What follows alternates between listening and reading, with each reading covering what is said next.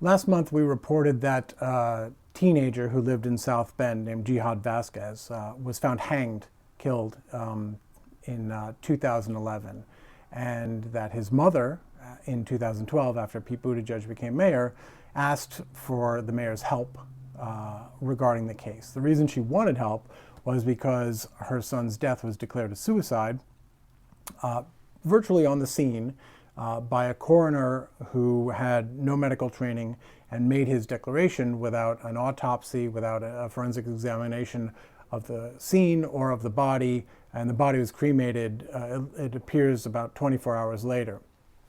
Now, what the mother, Stephanie Jones, didn't know when she asked for Buttigieg's help at the time in 2012 was that a few months before she asked him to look at this case, the man, the then deputy coroner, who had declared it a suicide, Pete Buttigieg had just made him, that guy, Chuck Hurley, Buttigieg made Hurley his new interim police chief. So had Buttigieg intervened, it would have meant publicly questioning the judgment of the guy he just appointed as the head of police, as the chief of police in South Bend.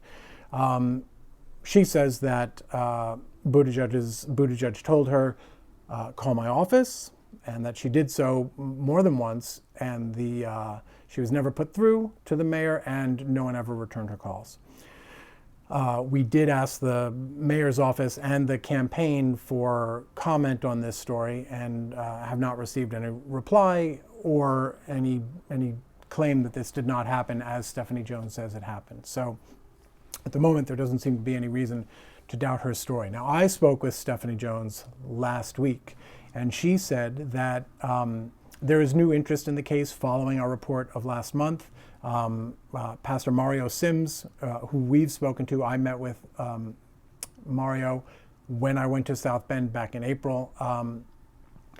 He has gotten involved, and he and Stephanie are now in touch and talking about seeking a reopening of the case. When I found this out, I went to both the new coroner, that's a new coroner who's running that office now, and there's a new sheriff. I went to both of them, and I want to tell you what each of them said.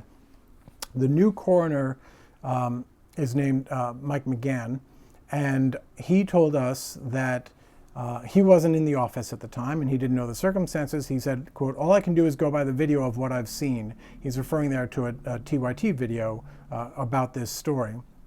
He said, based on that, I would be happy to look at it if Sheriff Redmond, that's Bill Redmond, the current sheriff, looks at the case and thinks there's enough evidence to reopen the case.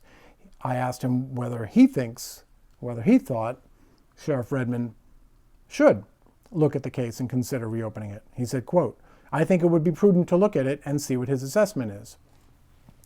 I then emailed Sheriff Redmond and got a statement back in which he said, in the absence of new evidence, there has been no new evidence since 2011, in the absence of new evidence, he's not going to consider reopening the case.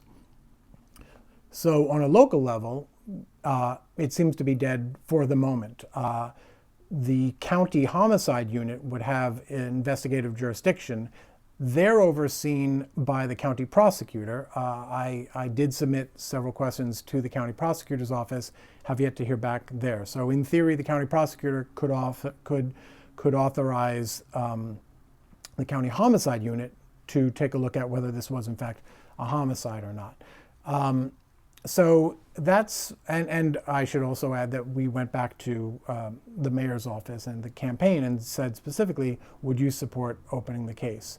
And received no response. And so right now, the position that Pastor Mario Sims is in is he's thinking he would either like to see the state police look into this or possibly go to the federal level. Both he and the local NAACP legal redress chair, a gentleman named Tom Bush, who I also spoke with, they seem to think that this crime may fall under hate crime statutes, federal hate crime statutes, thereby giving federal officials, the Justice Department, legal jurisdiction to step in and take a look and see what happened here. And there is a history of Klan involvement in the area. Mr. Bush, who is 84 years old now, told me that in a lifetime of living in South Bend until recently when he relocated for health reasons. He personally experienced intimidation by police.